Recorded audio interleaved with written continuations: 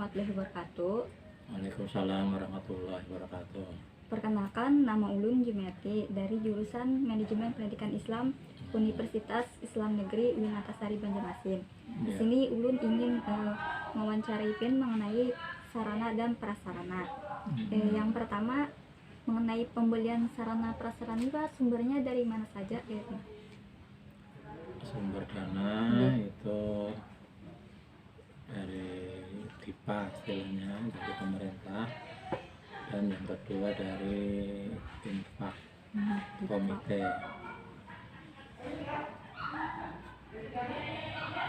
Berarti ada 4 ya, Pak? DIPA, pemerintah, infak. DIPA itu yang pemerintah. Itu nah, DIPA garis miring pemerintah. Kemudian komite atau infak, ya, infak komite itu. Kemudian Pak, apakah ada program kerja mengenai Sarpras ini? Ya, setiap kegiatan itu memang ada program kerjanya, ya. Program kerja itu biasanya disusun per tahun, tapi itu sistem pelaporannya per semester. Jadi misalnya untuk tahun ajaran 2020-2021 program kerja setahun, laporannya di akhir semester pertama, itu bulan Desember Januari.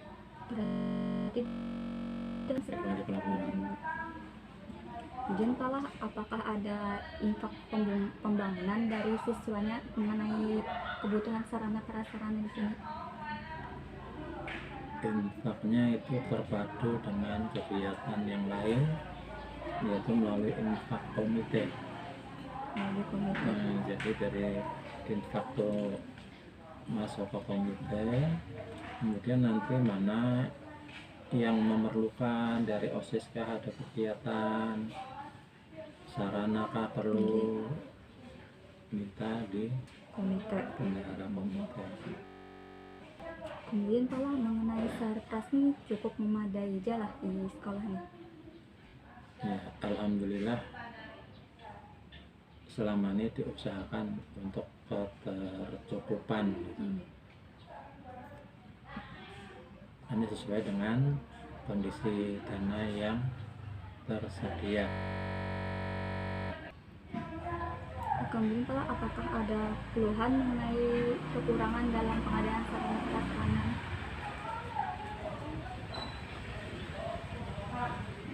Untuk keluhan dalam pengadaan itu biasanya keluhannya apabila kebetulan memerlukan dana yang banyak, dana yang tersedia belum tercukupi, atau bisa juga ini dana dari pemerintah itu biasanya bulan Februari atau bulan Maret kan baru bisa keluar. Kami di bulan Januari sudah memerlukan sarana itu yang kadang bisa ketemu. Nantinya ya kalau ada jalan lain cari putaran lain. Kemudian apakah pernah terjadi kesalahan mengenai dalam pembelian sarana prasarana? Yang namanya kesalahan itu artinya bisa saja terjadi, karena kadang antara yang diperlukan dengan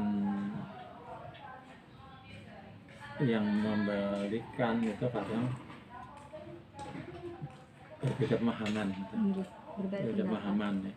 Misalnya bidang komputer itu kesalahan itu, yang mestinya dengan program yang ini yang diperlukan tertukarkan dengan program yang berbeda. Kemudian pala bagaimana pelaksanaan pemeliharaan sarana prasarana, pelaksanaan pemeliharaan. Pelaksanaan pemeliharaan. Nggih. Untuk pemeliharaan itu ya dilakukan secara berkala. Artinya kalau meja kursi kelas itu biasanya per semester. Itu biasanya kalau meja kursi kelas itu pas siswa libur itu bagian sarana memeriksa mana yang rusak. Kemudian kalau bagaimana kelengkapan fasilitas yang ada di ruangan kelas tuh, misalnya kelengkapan penunjang dosen belajar mengajar tercukupi aja lah Pak.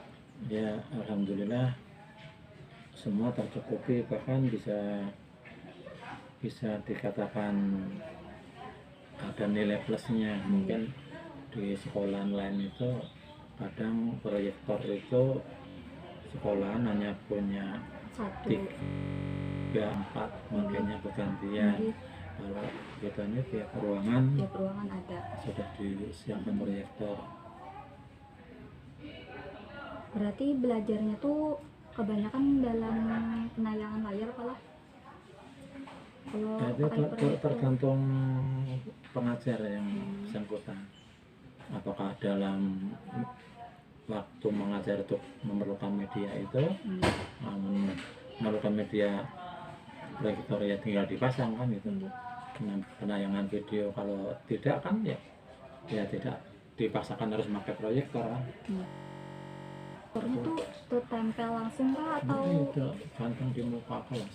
Oh, Bisa aja ini di foto itu kan digantung di papan tulis ya. Sudah bergantung berarti nyaman juga lah. Kemudian Pak, bagaimana kondisi ruang kantor di sekolah ini? Apakah setiap ruangan, setiap jabatan tuh sudah ada ruangannya ya Kena? Ya, alhamdulillah itu masing-masing ruang kantor punya pintu masing-masing, tapi tidak berkumpul jadi satu. Kemudian Pak, ruangan ibadah ini terpenuhi juga landasan siswa-siswanya tuh berapa kali dalam sholatnya tuh sticknya tuh nah? Ya, kalau untuk keterpenuhan berjamaah itu bisa dikatakan kurang memadai. Itu aturannya 10 kali 11 saja. Paling jamaah itu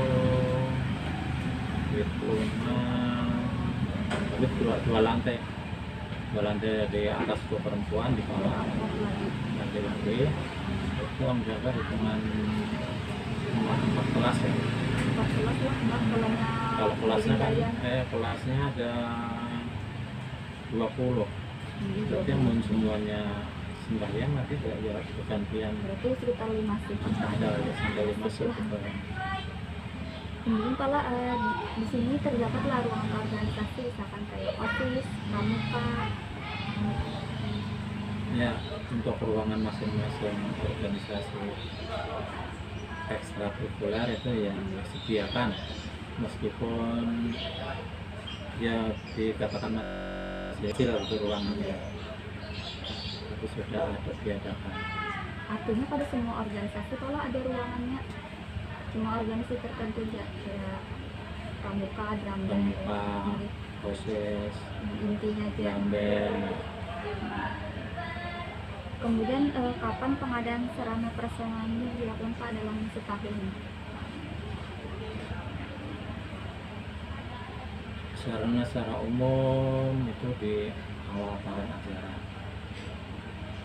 Kemudian sarana-sarana yang lain nanti berjalan sesuai dengan keperluan atau kerusakan. Misalnya kayak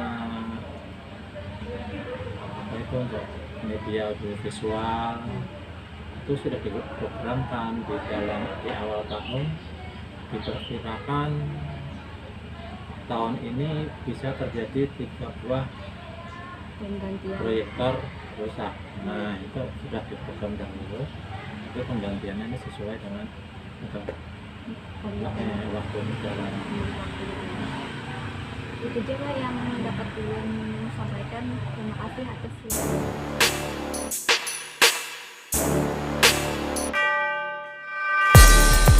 Assalamualaikum warahmatullahi wabarakatuh. Salam. Perkenalkan, nama ulun Jumiati dari jurusan Manajemen Pendidikan Islam Universitas Islam Negeri Banjarmasin. Di sini ulun ingin mewawancarai pian mengenai administrasi bagian humas. Di sini ulun ingin meminta biodata pian mengenai nama,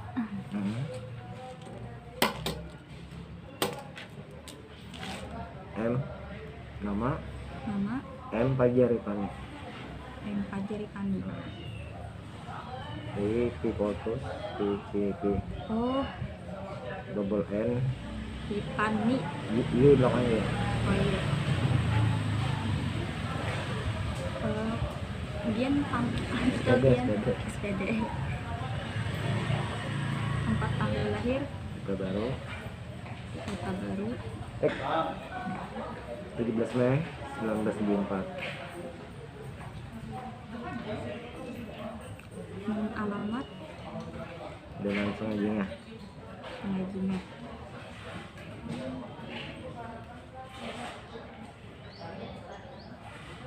Pengajinya di komplek apa Pak? Komplek lah, Komplek apa Pak? komplek Pandan Arum. Pandan Arum.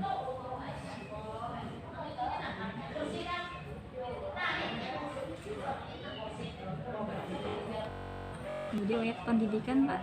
S1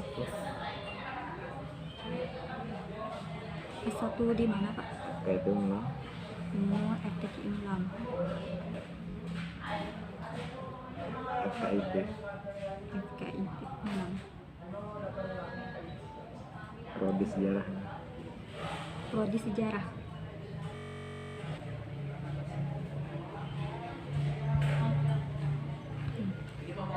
Yang pertama Pak, bagaimana cara Bapak menjalin hubungan dengan masyarakat untuk bisa berpartisipasi dalam lingkungan sekolah Kediman 3 ini?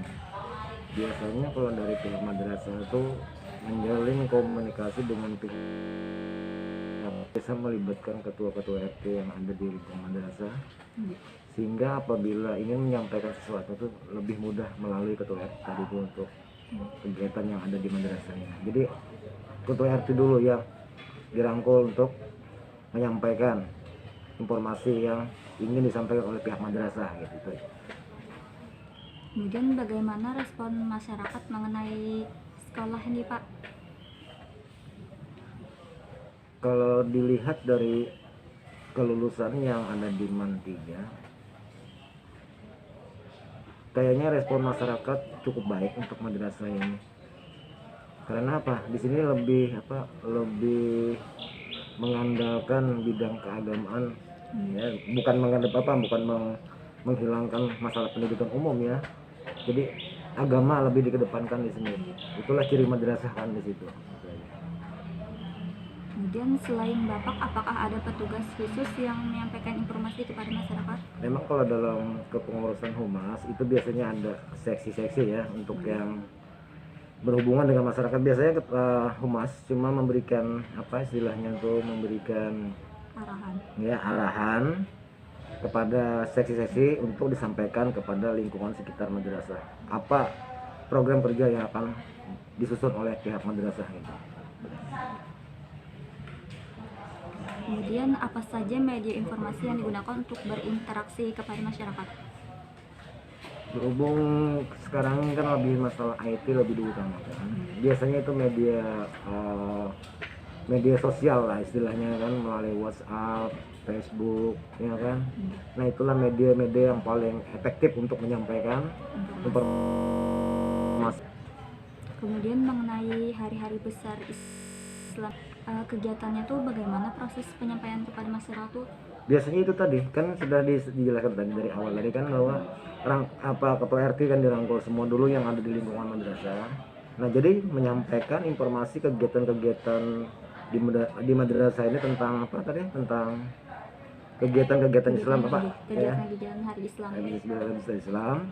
Jadi kami menyampaikan ketua RT aja langsung dan perangkat-perangkat mereka yang untuk datang ke madrasah ini. Kemudian Pala, dalam program untuk mempromosikan sekolah ini, apakah ada cara khusus untuk menarik minat peserta didik supaya masuk sekolah ini? Nah itu tadi ya, di sini dijelaskan tadi kan bahwa ternyata untuk madrasah atau MAN 3 Banjarmasin ini, di sini ada satu kegiatan yang diandalkan untuk menarik minat orang-orang luar untuk bersekolah di madrasah ini ya, yaitu tahfiz. Nah tahfiz tadi itulah yang paling ya apa istilahnya kegiatan unggulan MAN 3 Kota Banjarmasin di sini, sehingga banyak orang masuk ke madrasah ini untuk belajar tahfiz tadi. Nah makanya itu untuk kegiatan apa, untuk jurusan agama tuh sampai 3 kelas, saking membludaknya itu ya di situ. Nah itu tahfiz itulah salah satu andalan untuk menarik minat masyarakat untuk menyekolahkan anaknya ke madrasah ini. Kemudian Pala, apakah ada program kerja yang Bapak buat di sekolah ini? Biasa kalau yang namanya setiap wakamat pasti punya yang namanya program kerja ya, pasti sudah ada ya. Program kerja pasti ada. Itu aja Pak yang dapat ulun sampaikan.